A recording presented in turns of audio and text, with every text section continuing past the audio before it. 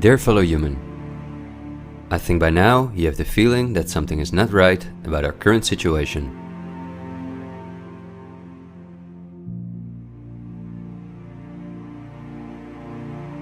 But I also think that the many ill-founded conspiracy theories may have caused you to distance yourself from both the media scaremongering and from those who spread the conspiracy theories. Still, I hope you will listen to me for a moment, because as you watch this video, hundreds of millions of people worldwide are falling into poverty because of the measures that have been in place for so long.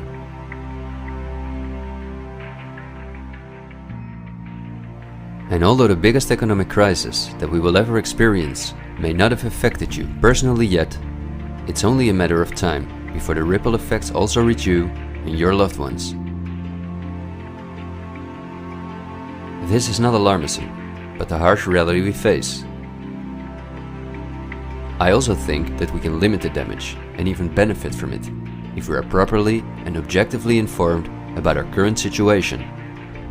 Therefore, I would like to show you some easy verifiable facts that I think are essential. Less than a handful of mega corporations dominate every aspect of our lives. That may seem like an exaggeration, but from the breakfast that's on the table in the morning, to the mattress we sleep on at night, and everything we do, put on, or consume in between, all are largely dependent on these corporations.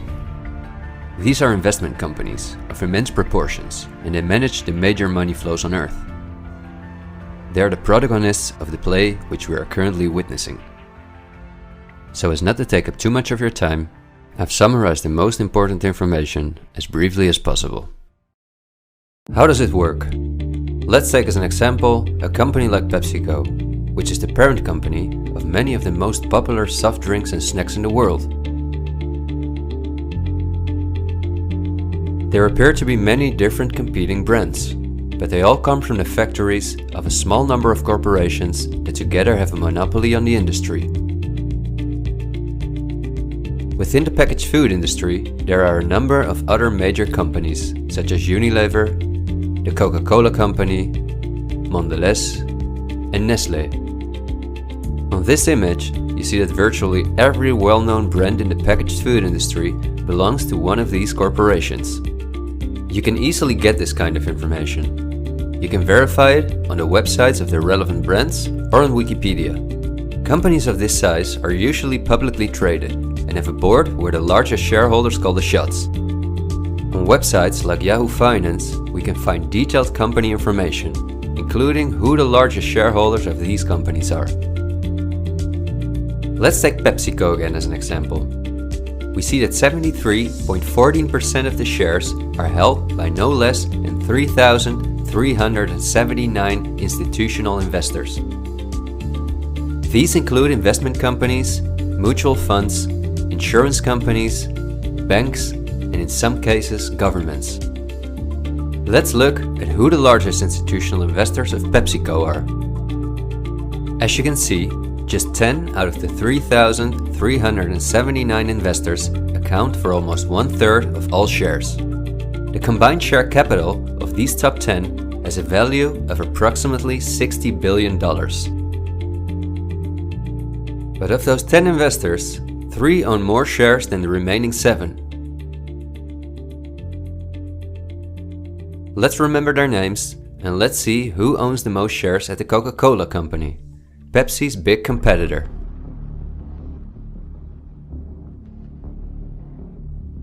We see that just like with PepsiCo, the majority of the shares are held by institutional investors. Let's look at the top 10 and start with the last one of them. 4 out of these 6 institutional investors we also saw at the last 6 of PepsiCo. These are Norton Trust, JP Morgan Chase, Geode Capital Management, and Wellington Management. Now, let's look at the 4 largest shareholders. 3 of these we also saw in the top 4 at PepsiCo.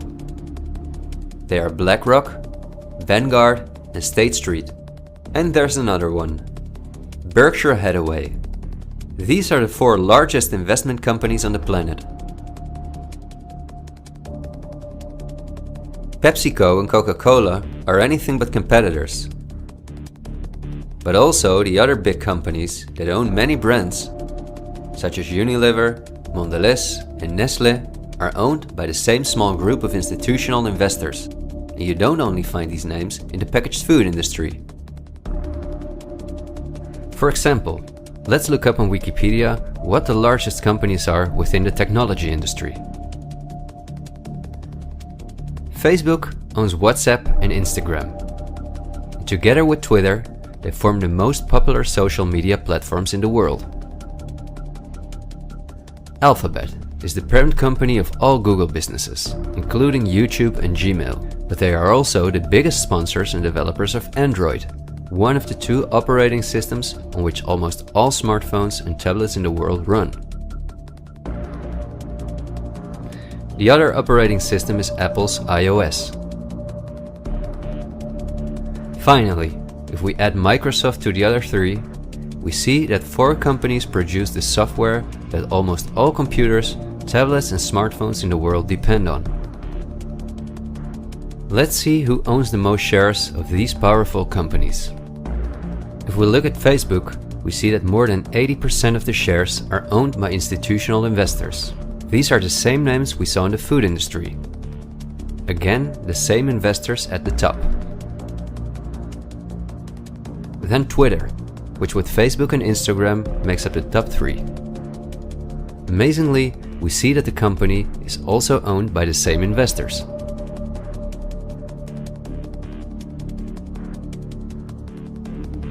We see them at Apple, but also with their big competitor Microsoft.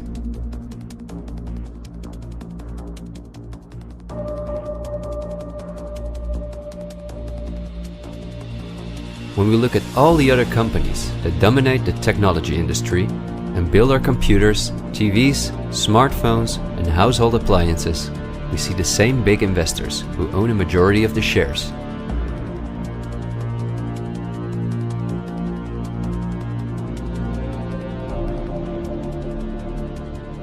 We see this within all industries around the world. And just to show you that I'm not exaggerating, I'll give you another example. Let's say we want to plan a vacation.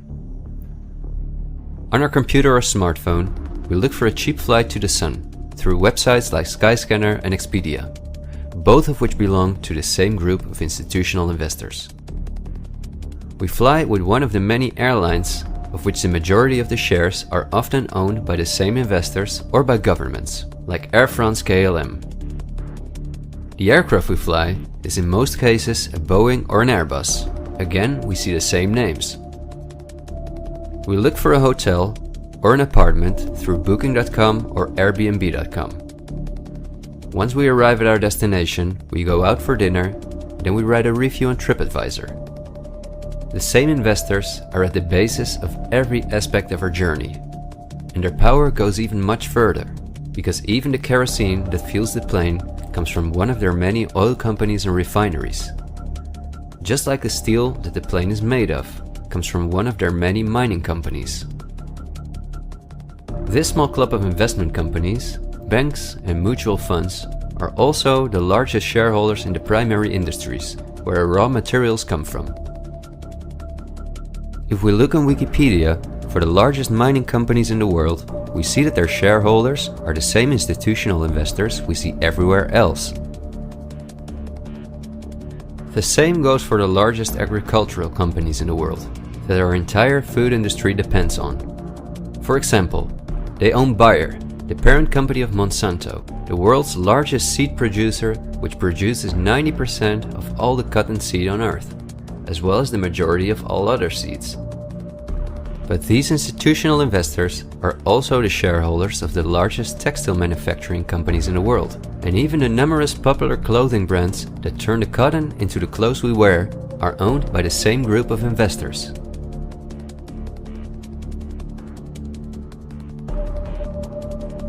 Whether we have the world's largest solar panel producers or the largest oil refineries, the shares are managed by the same companies. They own the tobacco companies, who produce all the popular tobacco brands in the world. But they also own all the major companies in the pharmaceutical industry and the scientific institutes that produce the drugs.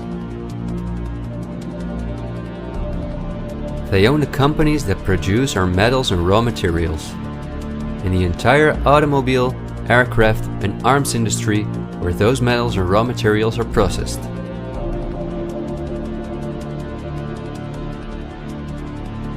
They own the companies that build our electronics.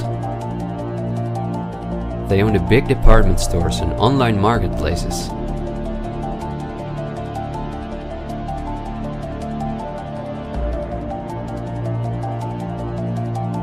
And even the payment methods that we use to pay for their products.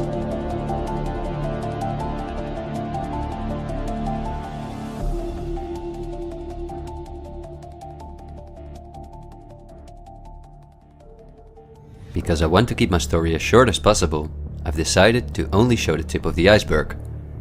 If you decide to investigate on your own, using the sources that you've just seen, then you will discover that even many of the most well-known insurance companies, banks, construction companies, telephone companies, restaurant chains, and cosmetic brands are owned by the same institutional investors we just saw.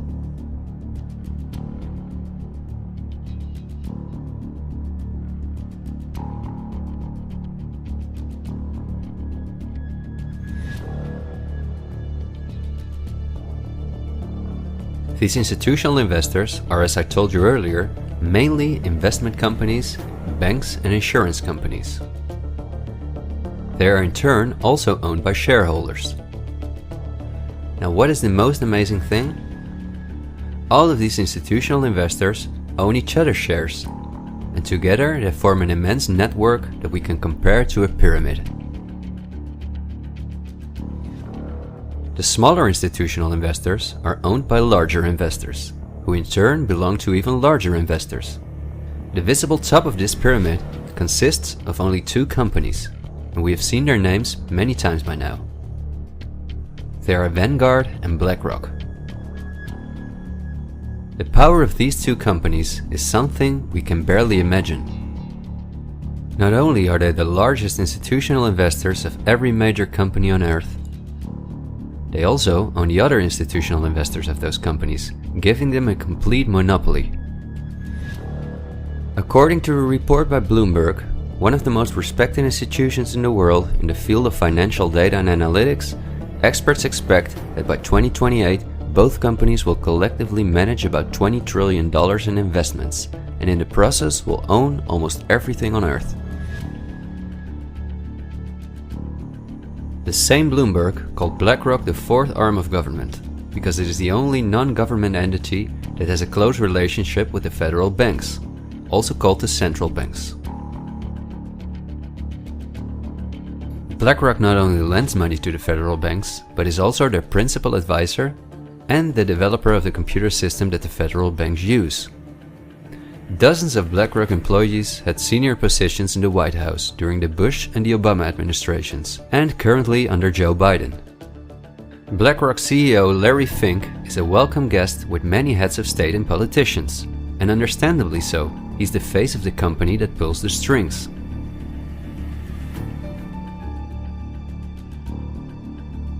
Yet Larry Fink does not pull the strings himself. In fact, BlackRock itself is owned by shareholders. And if we look at who those shareholders are, we come to a strange conclusion. We see that BlackRock's largest shareholder is Vanguard, and this is where it gets dark. Vanguard itself has a unique structure that makes it impossible to see who its shareholders or clients are. The elite who own Vanguard don't want anyone to know that they are the owners of the most powerful company on Earth. But of course, this is no secret to those who are willing to look into it. Reports by Oxfam and Bloomberg show that 1% of the world's population collectively owns more money than the other 99%. Indeed, Oxfam claims that as much as 82% of all the money earned in 2017 went to this 1% of people. Naturally, those who own the most powerful company on Earth would also be the richest among this 1%. In other words, they are part of the 0.001%. Forbes, the most well-known business magazine in the world, claims that by March 2020 there were some 2,075 billionaires. Oxfam's report showed that 2/3 of all these billionaires obtained their fortune through inheritances and monopolies. So this means that Vanguard is in the hands of the richest families on earth.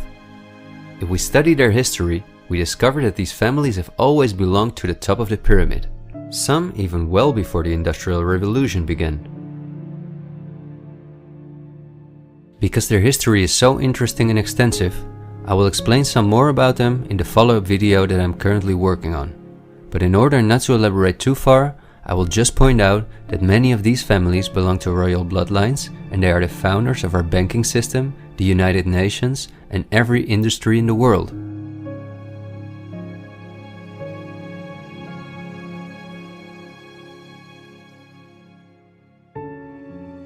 These families never lost their power, but because of an increasing world population, they were forced to hide behind investment companies such as Vanguard, whose largest shareholders are the private funds and non-profit organizations of these families.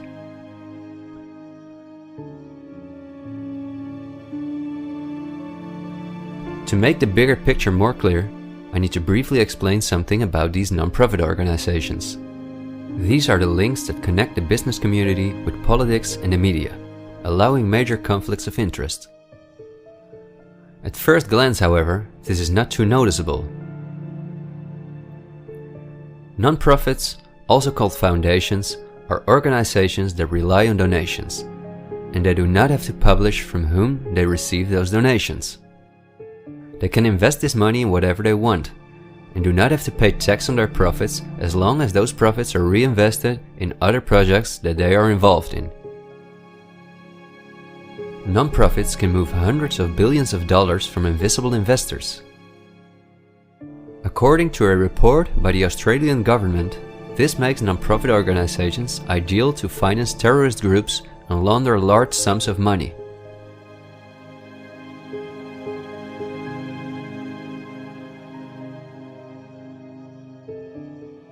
The foundations and funds of the families who are highest in the hierarchy of the 1% hide behind the scenes as much as possible. However, for cases that have a lot of publicity and attention, they use the foundations of philanthropist families that are lower in the ranking, but who are also extremely wealthy. In order to be concise, I will only highlight the 3 most important foundations in the world that connect all the industries in the world to each other. These are the Bill and Melinda Gates Foundation, the Open Society Foundations of the controversial multi-billionaire George Soros, and the Clinton Foundation. A very brief introduction to give you an idea of the size of these types of foundations. According to the official website of the World Economic Forum, the Gates Foundation is the largest funder of the World Health Organization, after President Donald Trump halted the funding of the WHO by the US in 2020. This makes the Gates Foundation one of the most influential organizations in the world in the area of everything that relates to our health. The Gates Foundation has a close partnership with the 16 largest pharmaceutical companies in the world, including Pfizer, AstraZeneca, Johnson & Johnson, BioNTech, and Bayer, and we have just seen who own the most shares of these companies.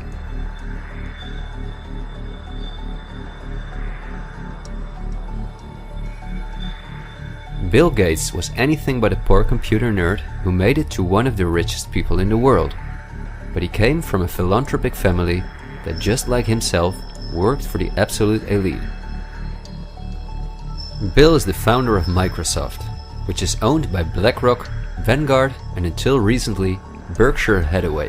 But at the same time, the Gates Foundation is the largest shareholder after BlackRock, Vanguard, and State Street in Berkshire Hathaway, where he was even on the board for a while. We would spend hours if we considered everything the Gates Foundation, the Open Society Foundations of George Soros, and the Clinton Foundation are involved in.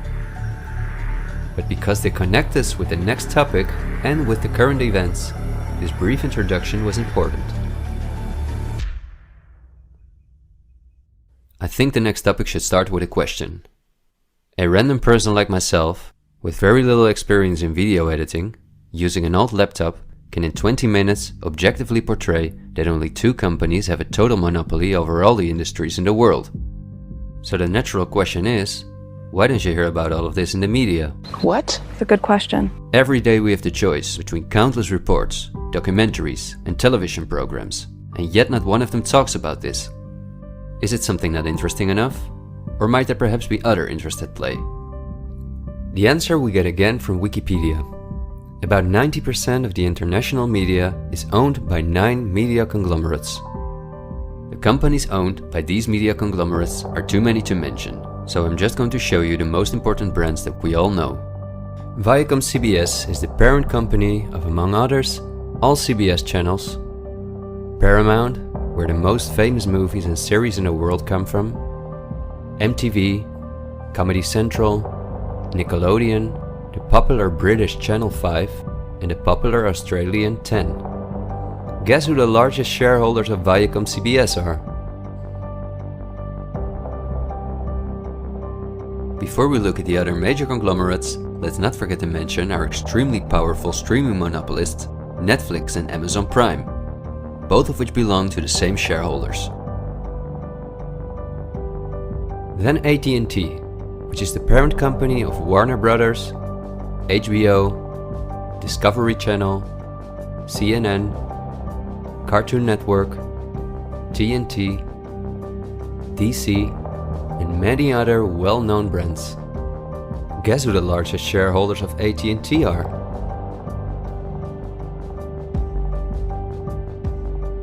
The third one is the all-powerful News Corp. This company owns many of the most well-known national and regional newspapers, magazines and TV channels in the US, the UK and Australia. The shares of News Corp are owned by the American multi-billionaire Rupert Murdoch and by the institutional investors we see everywhere else. News Corp's sister company is Fox Corporation, which is also one of the most powerful media conglomerates on earth. Just like News Corp, it is owned by the Murdoch family and the usual investors. Then the Walt Disney Company, a conglomerate of unimaginable dimensions, with many subsidiaries such as Pixar, Marvel, 20th Century, Lucasfilm, ABC, National Geographic, and Hulu. Who are their biggest shareholders? Another powerful media conglomerate is Comcast. This is the parent company of NBC, DreamWorks, Universal, the Sky Group, Focus Features, Xfinity, and many other major media brands. As you would expect, their largest shareholders are Vanguard and BlackRock.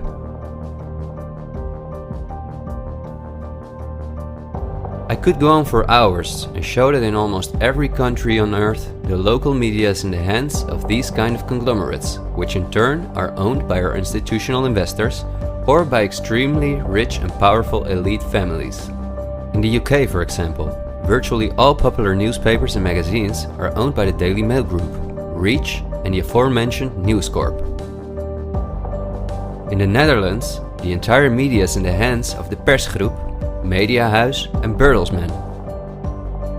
And in Germany, the entire media is either controlled by the German government, ProSiebenSat.1, Axel Springer, and again, Bertelsmann, which is also a conglomerate of unprecedented dimensions. Not only is this the parent company of the largest book publisher in the world, Penguin Random House, and owner and founder of BMG Music, Bertelsmann also controls a large part of the European media through their subsidiary RTL, a company with 67 TV channels, 10 streaming platforms and 38 radio stations.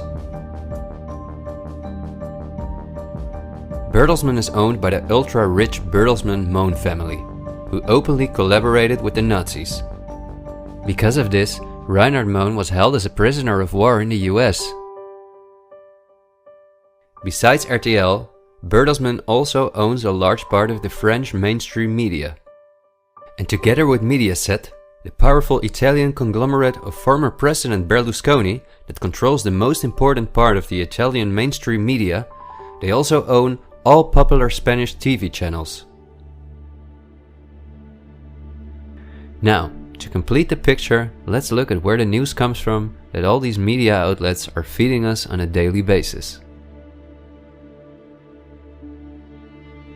The various news media do not produce their news themselves, but use information and images from news agencies such as Reuters, the Dutch ANP, and the French AFP. These organizations are anything but independent. Reuters is owned by the powerful Canadian Thomson family. The ANP is owned by Dutch investor Kees Omen, and the AFP is largely financed by the French government.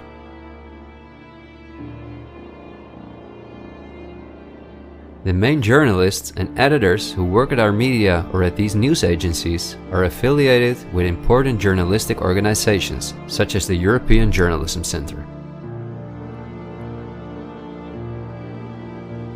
These are one of the largest funders of media-related projects across Europe. They train journalists, produce study materials, give internships at, for example, the ANP, and work closely with the world's largest corporations such as Google and Facebook. For journalistic analysis and opinion, all the major media outlets in the world use Project Syndicate, the most powerful organization within its field. It supplies the 506 most important media outlets in 156 countries. Project Syndicate, plus an organization such as the European Journalism Centre, together with the news agencies, are the connecting link between all the different media outlets around the world. When newscasters read the news from their teleprompters, there is a good chance that the text comes from one of these organizations. As a result, the global media is often synchronized in its reporting. But we are concerned about trouble and trending irresponsible, one-sided news stories plaguing our country. The sharing of biased and false news has become all too common on social media. More alarming, some media outlets publish these same fake stories without checking facts first. The sharing of biased and false news has become all too common on social media. More alarming, some media outlets publish these stories simply aren't true without checking facts first. Unfortunately, some members of the media use their platforms to push their own personal bias and agenda to control exactly what people think. And this is extremely dangerous to our democracy. This is extremely dangerous to our democracy. This is extremely dangerous to our democracy. This is extremely dangerous to our democracy. This is extremely dangerous to our democracy. This is extremely dangerous to our democracy. This is extremely dangerous to our democracy. This is extremely dangerous to our democracy. This is extremely dangerous to our democracy. This is extremely dangerous to our democracy. This is extremely dangerous to our democracy. This is extremely dangerous to our democracy. This is extremely dangerous to our democracy. In September 2020, the European Journalism Centre and Facebook set up a fund to support selected news organizations to do the reporting during the corona crisis. Let's see who the organizations are that, along with the news agencies, produce our news. At Project Syndicate, we see the Bill and Melinda Gates Foundation, the Open Society Foundation, and the European Journalism Centre.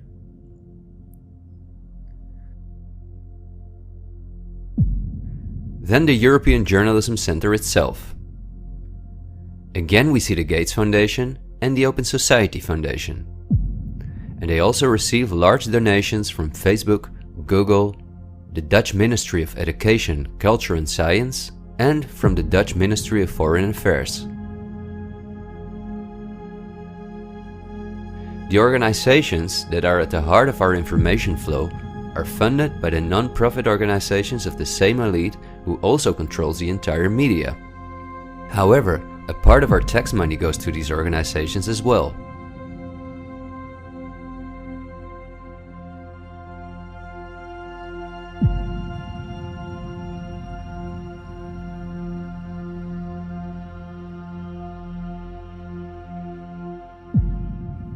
Okay, I realize this was a lot of information to process, and believe me, I've made it as short as possible, and I've only used those examples that seem necessary to show you the overall picture, so you can understand the current situation better.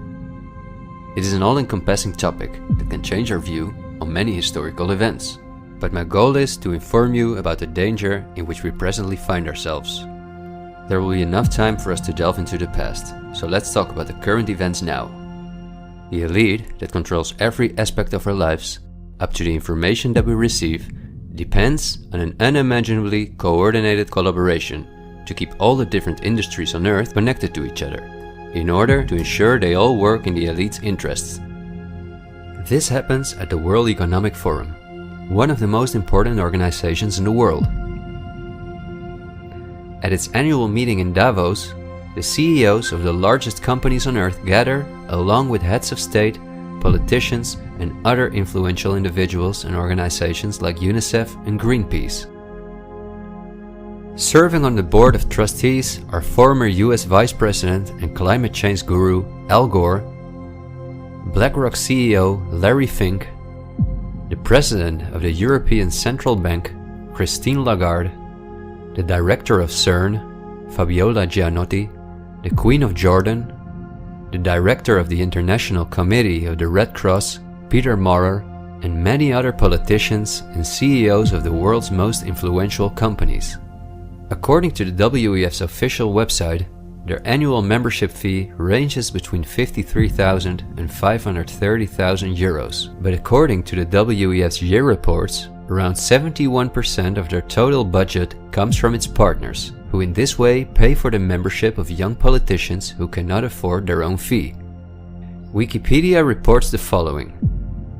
According to critics, the WEF is a business forum where the wealthiest companies can negotiate deals with other companies or with politicians. The purpose of the WEF for many of the participants would be personal gain instead of solving global problems. I don't like to make assumptions, but would there be so many problems on Earth if the key industry leaders, bankers and politicians since 1971 had gathered annually to solve our world's problems? Is it not strange that the world's leading environmental organizations have been meeting for 50 years with the CEOs of the most heavily polluting corporations while things just keep getting worse for our natural world?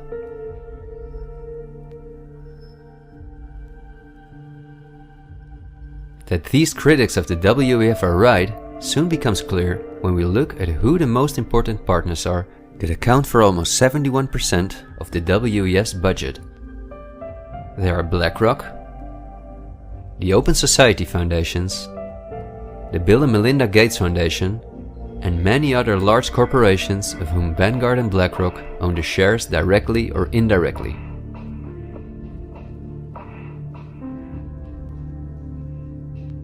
The president and founder of the WEF is Klaus Schwab, a German professor and businessman. In his book, The Great Reset, he describes in detail the plans of his organization.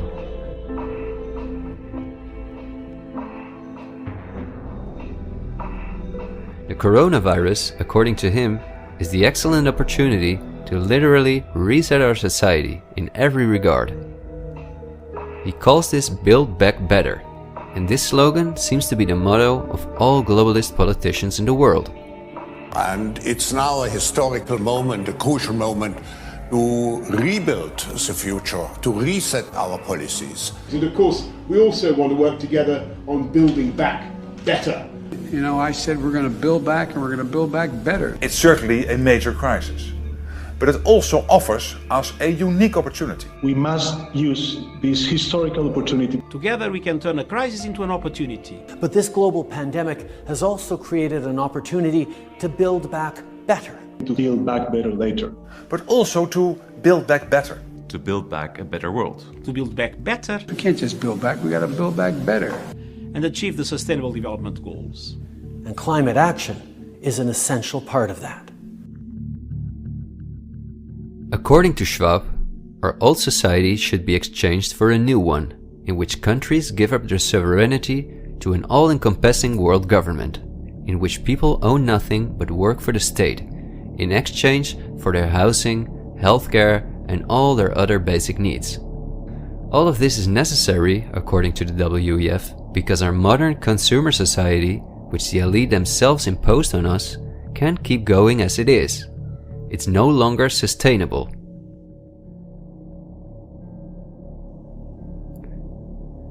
Schwab says in his book that we will never return to the old normal. And the WEF published a video that makes it clear that in 2030 we will own nothing, but we will be happy.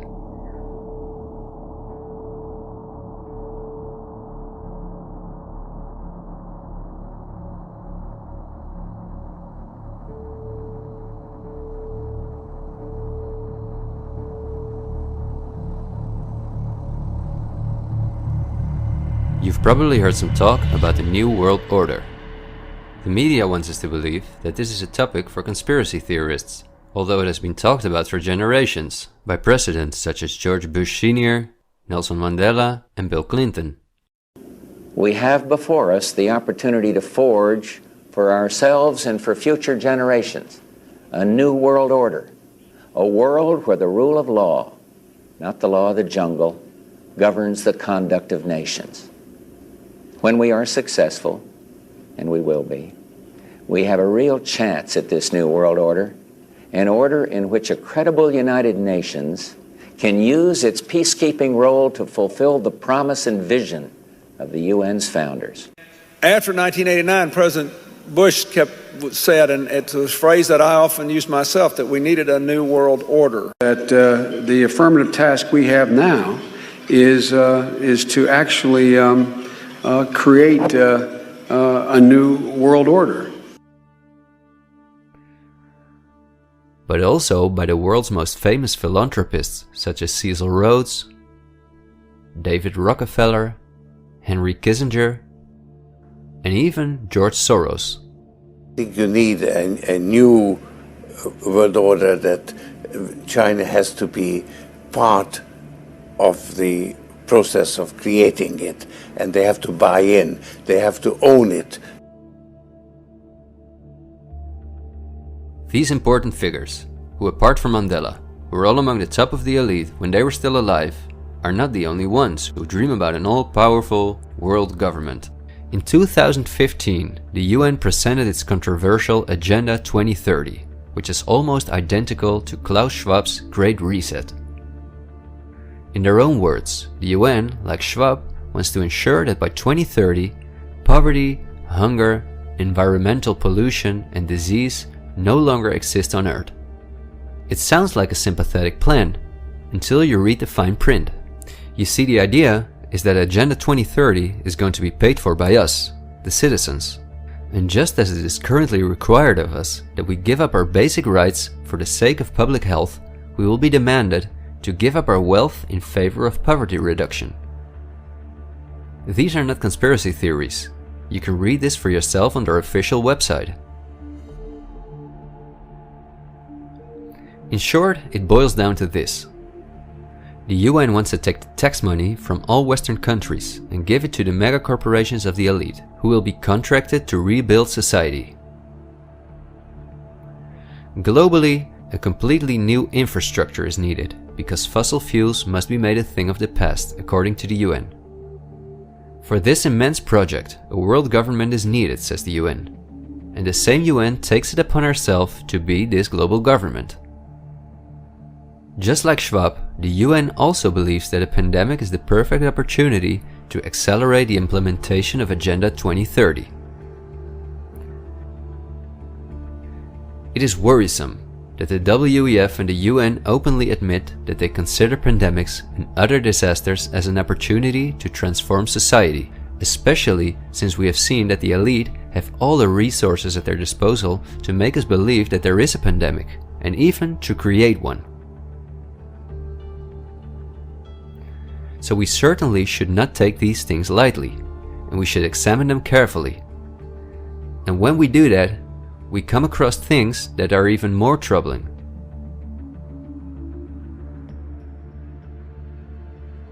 On Friday, October 18, 2019, months before the pandemic was declared, a meeting was held at the Pierre Hotel in New York City for a select group of about 130 very important guests, including politicians and the world's most respected medics and pharmacists. The purpose of the meeting was to simulate the possible scenarios in the event of a global pandemic. This could be a coincidence, you might say. For this simulation, however, a coronavirus was used as an example. The simulation covered in detail how the coronavirus would develop and how they could only control this through the intensive collaboration of entire industries, governments, and government agencies. Once again, a new world order to save us from destruction. Does it surprise you when I tell you that this meeting, called Event 201, was organized by none other than the World Economic Forum, the Bill and Melinda Gates Foundation, and the Johns Hopkins Institute? This is not a conspiracy theory. Check the official website of Event 201 for yourself.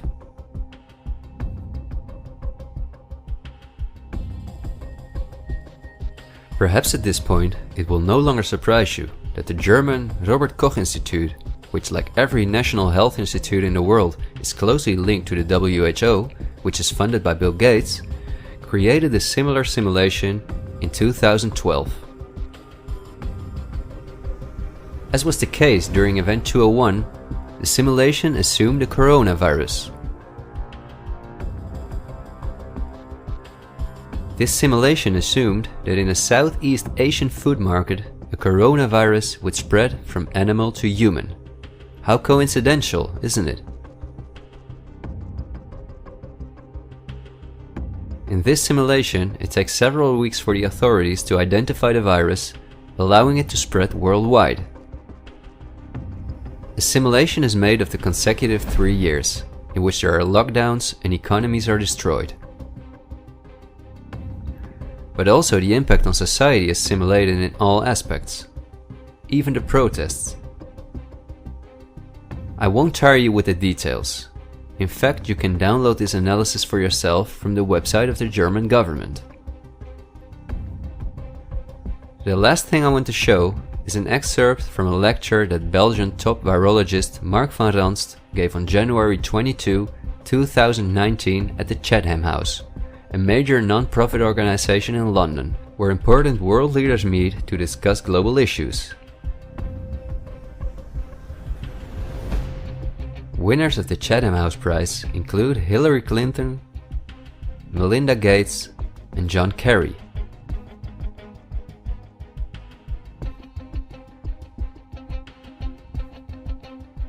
What Van Ranst is discussing is simply shocking. Van Ranst in fact explains how he has fooled the entire Belgian population during the swine flu through fear-mongering, out-of-context mortality rates, and media manipulation. He laughingly explains how he managed to impose the vaccine for the swine flu on the frightened Belgian population, a vaccine produced by the pharmaceutical companies he worked for. Thank you very much, Ab. Thanks for the invitation. And I was asked to tell you about my experiences being the crisis manager, the flu commissioner for Belgium and highlighting the communication. And then you have one opportunity to do it right. I mean, day one is so important. In day one, you start your communication with the press, with the people, and you have to do it right. I mean, you have to go for one voice, one message. In Belgium, they chose to appoint a non-politician to do that. I mean, I have no party affiliations, and that makes things a little bit, at that time at least, a little bit easier, because you're not attacked politically, majority, minority. That doesn't come into play, and that was a huge advantage. The second advantage is that you can play in Brussels the complete naive guy and get a lot more done than you would otherwise be able to do. You have to be omnipresent that first day or the first days, so that you attract the media attention. You make an agreement with them that you will tell them all, and if they call, you will pick up the phone. When you do that, then you can profit from these early days to get complete carpet coverage of the field, and they're not going to search for alternative voices there. And if you do that, that makes things a lot easier. These first weeks That's easy street. When you have no opposition and everybody needs news and they can come to you for news, you can bring quite a lot of neutral information, and it is picked up, and it is well, the news is brought the way you bring it, and that is you can only do that in the first couple of weeks or months. And then you have to say, okay, well, we will have H1N1 deaths. Of course, that would be unavoidable. I used there Sir Donaldson's quote, where he said that in the UK, by the peak of the epidemic, 40 people would die per day at the end of the summer. So 62 at that time million people in the UK, 40 deaths a day. I worked it out for Belgium. That would be 7 deaths a day at the peak of the epidemic. I used that in the media. 7 Belgian flu deaths per day at the peak of the epidemic would be realistic. That is true in every year, even interpandemically. That is very, very conservative. However, talking about fatalities is important, because when you say that, people say, wow, what do you mean? People die because of influenza? And that was a necessary step to take. And then, of course, a couple of days later, you had the first H1N1 death in the country, and the scene was set and it was already talked about. And then you had to pick who is going to be vaccinated first. And then, well, women and children first, whatever. I mean, risk groups, they were important. And then I misused the fact that the top football soccer clubs in Belgium inappropriately and against all agreements vaccinated they made their soccer players priority people. So I said I can use that, because if the population really believes that this vaccine is so desirable that even the soccer players would be dishonest to get their vaccine, I said, okay, I can play with that. So I made a big fuss about this. This is Van Ranst is raving mad, but it worked. The Chatham House organization is also funded by all major corporations of the elite, the Gates Foundation and the Open Society Foundations. We could talk for hours about the coronavirus, which has a survival rate of 99.98%, and about the incomprehensible measures that are destroying our society. Millions of entrepreneurs have lost their income. Countless elderly people have died in loneliness, isolated from their families. But I think we have reviewed enough facts that put the global COVID measures in a broader context, seen from the perspective of the elite. This extremely wealthy elite, collectively of tens of thousands of billions, has no problem whatsoever with the fact that more than 40% of the world's population has to live on less than $5.50 a day, or that millions of children are dying from the drinking water contaminated by them, or from malnutrition, or by their bullets and bombs. They just want to get more powerful. The elite have absolutely no intention to share their wealth with us. In fact, they are honest about their plans to take even the last bit from us, and those plans are being rolled out as I'm telling this. The underlying motives of the elite will not be explained in this episode, because for this we have to dive into history and discuss topics that are beyond our modern rational thinking. But for now you may understand well enough with the simple logic that a new world order, or an all-encompassing world government, is the only way for a small elite to retain its power over an ever-increasing world population. Companies like BlackRock and Vanguard do not benefit from national borders, import taxes, and real diversity.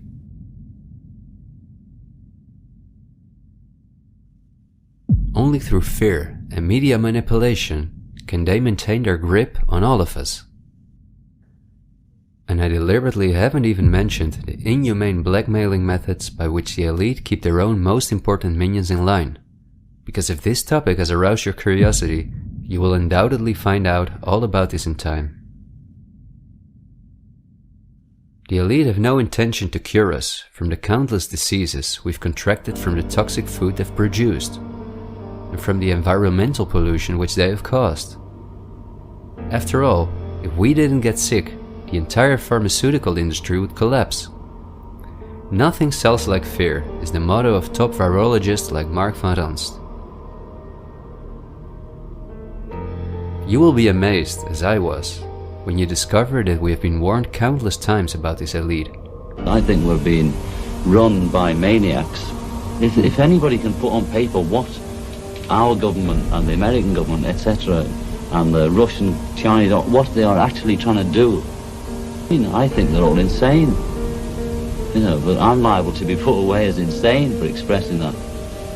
That's what's insane about it. I mean, don't you agree? For we are opposed around the world by a monolithic and ruthless conspiracy that relies primarily on covert means for expanding its sphere of influence, on infiltration instead of invasion, on subversion instead of elections, on intimidation instead of free choice, on guerrillas by night instead of armies by day. It is a system which has conscripted vast human and material resources into the building of a tightly knit, highly efficient machine that combines military, diplomatic, intelligence, economic, scientific, and political operations. Its preparations are concealed, not published. Its mistakes are buried, not headlined. Its dissenters are silenced, not praised. No expenditure is questioned, no rumor is printed, no secret is revealed. President Kennedy has been assassinated. It's official now. The president is dead. Women here in shock, some have fainted. Grown men, Secret Service men standing by the emergency room, tears streaming down their face. There's only one word to describe the picture here, and that's grief, and much of it.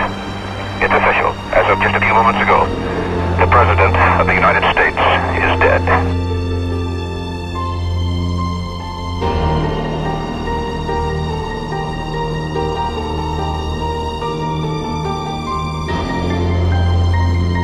When you're talking about like really elite levels, the name of the game is blackmail. That's what runs the whole system basically.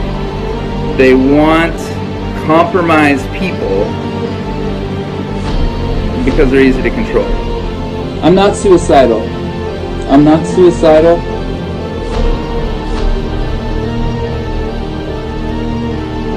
The deep state is those people within the U.S. government that are career employees that cannot be fired by people that we elect by the Congress or the President. Are these people in control? Can they enact laws? Fuck yes. Can we fire these people? No. Can presidents fire them? No. It's designed that way so that political parties and political interests cannot affect the deep state. Do you understand the nightmare of our situation, people? It is no secret. It is as open as it can be. The deep state does control America. Wake up, people, please. God, use some common fucking sense. Thank you.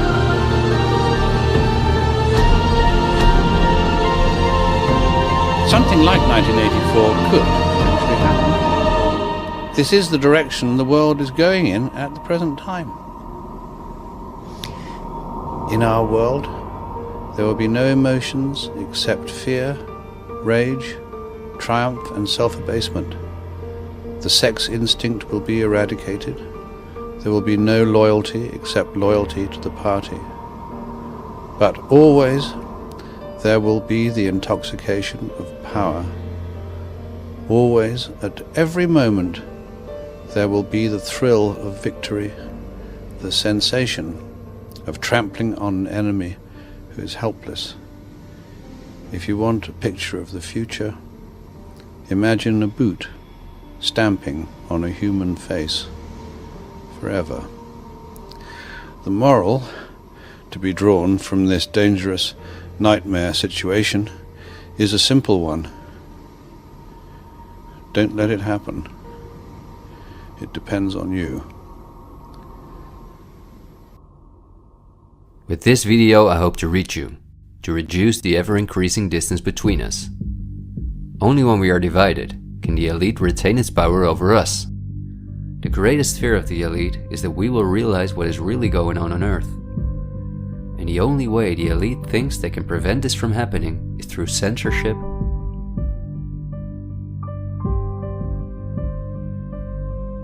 preventing human contact,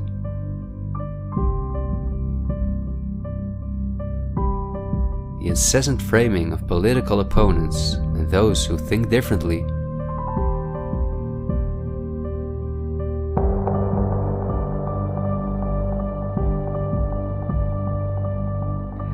and the use of brute force.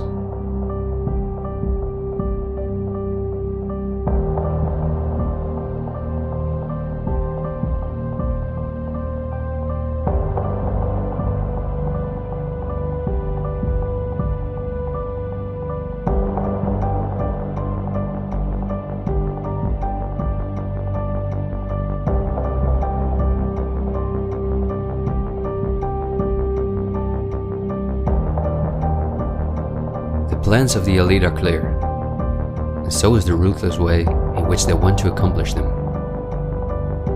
If we allow this to happen, a new society will be built on the ashes of what we once knew. A new society in which we will own nothing, not even a home of our own. The elite wants to make sure that between now and 2030, everything you now own will be theirs. For this, devastating economic crisis is necessary. First, the middle class is attacked, which is the backbone of society. Entrepreneurs are forced to go into tremendous debt, which will ultimately cause them to lose all their possessions. After that, things will move quickly. Banks will fall, cash money will cease to exist, and the only way not to starve to death will be the acceptance of government support, which will include several conditions, such as the vaccination passport and giving up all private possessions. Because the entrepreneurs are the first to fall, many others won't immediately feel the crisis. The people remain divided among themselves until it is too late. This is not a doomsday scenario that I've made up. This is simply the Great Reset.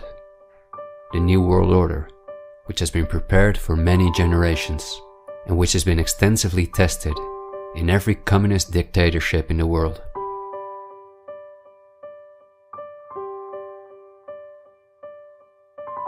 But this can also go a different direction, and instead of a great reset, we can cause a great awakening and create a world where no one has to go hungry, and where we can live in a sustainable way, in freedom, with each other and with nature. This is not an idealistic daydream. There have always been forces that have sought to break the power of the elite, but until recently, our means of communication were always insufficient to get a mass network in motion. The elite have always kept us in ignorance about the discoveries of geniuses such as Tesla, who was far advanced in the field of clean, free energy.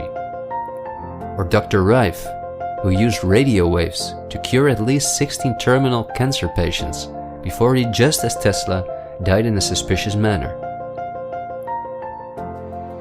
Or Henry Ford, who in 1941 had already made a car out of bioplastic that proved stronger than steel. The elite have hidden countless such techniques from us because they form a threat to their monopolies in every industry. These were techniques that would have given us freedoms and put the elite's power at risk, which is based on our fear and dependence on their projects. These are not conspiracy theories, but facts. What I am saying is that a world of new possibilities is opening up for all of us, where there is no poverty, no pollution, diseases or wars, and in which governments work for the welfare of the people rather than the other way around. Countless ailments that provide the pharma industry with hundreds of billions of dollars will be cured. No one will have to work their ass off to live a dignified life.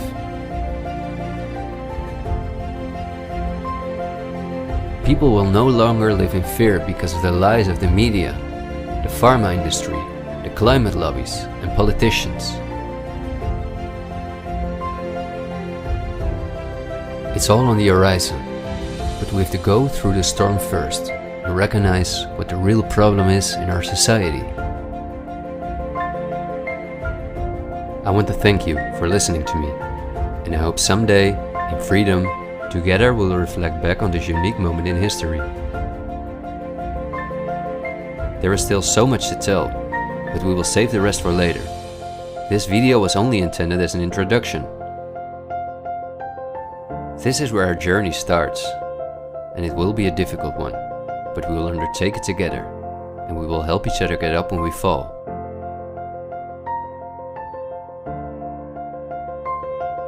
We will not be afraid. We are the 99%.